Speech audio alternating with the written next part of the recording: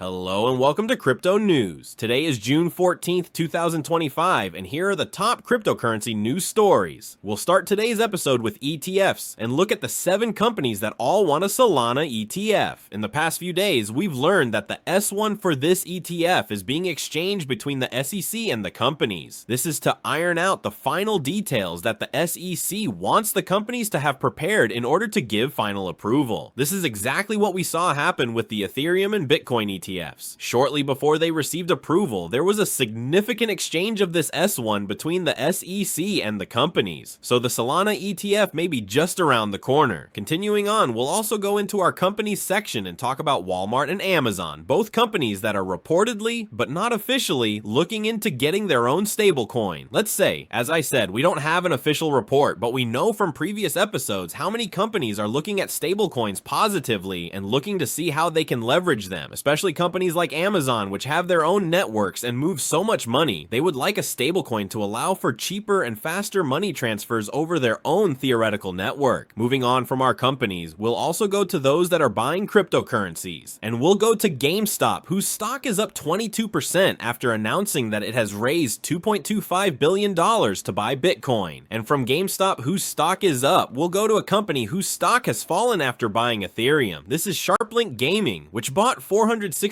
million worth of Ethereum and has become the largest ETH asset manager. Let's assume that, as the company stated, about 95% of the capital has already been placed in DeFi protocols to generate additional profits. However, as we said, its stock fell more than 70% after the announcement of this move. And beyond this company, we will also mention the Brazilian company called Meliuz, which also saw its stock fall after announcing that it wants to buy $32.4 million worth of Bitcoin. Let's say that its stock has fallen by 5% in the last 5 days. Moving on from companies on a network that want to buy Bitcoin, we will go to Polkadot, where there is a new proposal for a reserve in Bitcoin. The proposal states that they will convert 500,000 DOT, worth about $2 million, into Bitcoin, specifically TBTC, which is a wrapped version of Bitcoin that can operate within the Polkadot network. In addition, 1,000 DOT will be allocated to cover bills of exchange within the network. If this proposal is approved, these BTC will be accumulated over the course of a year, so Polkadot also wants to buy Bitcoin according to the proposal. But because it is just a proposal, it means that the community is divided. On Twitter, you will find some who say it is a good idea, and others who say they see no value in it. However, we are waiting for the vote, and if it passes, it will happen. If it does not pass, it obviously will not happen. Moving on, we will also mention Mr. Charles, the co-founder of Cardano, who perhaps for the first time has acknowledged the biggest problem the Cardano network currently has, and has a proposal for solving it. First of all, let's say that the biggest theoretical problem that Cardano has right now is that it doesn't have strong stablecoins, and it doesn't have liquidity on its network. Let's say that Mr. Charles, the founder of Cardano, proposed to allocate about $100 million in ADA from the network's treasury for a mix of stablecoins and Bitcoin.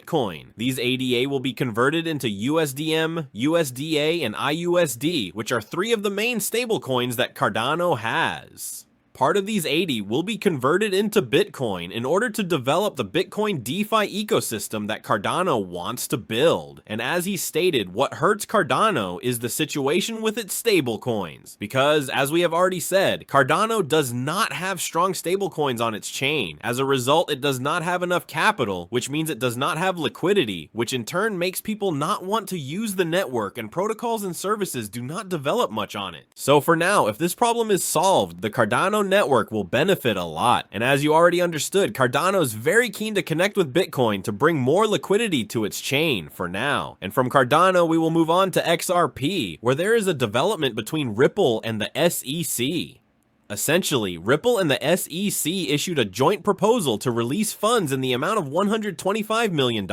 According to the letter submitted by both parties, $50 million will be transferred to the Securities and Exchange Commission, SEC, for the civil penalty against Ripple, while the remaining $75 million will be transferred back to Ripple. We are just waiting for the court's approval. As for XRP, we have better news. We learned that the developers of XRP are planning to release a sidechain in the second quarter of the year, which will be compatible compatible with Ethereum, so it will have EVM support, as you can imagine. That's why they're doing it, obviously, to get some liquidity from Ethereum that they have in their DeFi. At this point, as we learned, this sidechain is already in network testing on XRP, and if all goes well, in the second quarter it will be released and XRP will be able to join Ethereum. As for the latest news on XRP, we'll refer to Ripple's CEO himself, who says that XRP could capture 14% of Swift's global transaction volume, all this in the next 5 years. Let's say that Swift is essentially a network where banks around the world exchange messages about which bank is going to send money to another bank, and so on. So as he says, there are two types of messages in Swift. One is a standard message exchange, like email, and the other is liquidity. And as he said, we're thinking less about messaging and more about liquidity. And if all goes well, 14% of that liquidity will flow into the XRP network, or at least that's the goal of XRP, according to Ripple's CEO. Moving on, let's go to our favorite cryptocurrency market, where Bitcoin is sitting at $105,000, with the price having hit a low of $102,000. Let's just say the market didn't get any more jittery, as we knew Iran was going to attack Israel. According to Israel, Iran has carried out fewer than 100 strikes on Israel, with no Israeli deaths. Essentially, there have been only injuries and minor damage. And if you go to X, you'll find plenty of videos from Israeli citizens showing their skies glowing with strikes once again. Obviously, the crypto market was not affected because we knew there would be retaliation from Iran. The market is not immune to this incident. We all expected it. That wraps up the top news for crypto. Today is June 14th, 2025. I'd like to remind you that the content you just watched is created for educational purposes only and should not be considered as investment advice, but rather as investment opinion. Please subscribe to the channel, leave a like, and feel free to comment. Take care, everyone, and have a good day.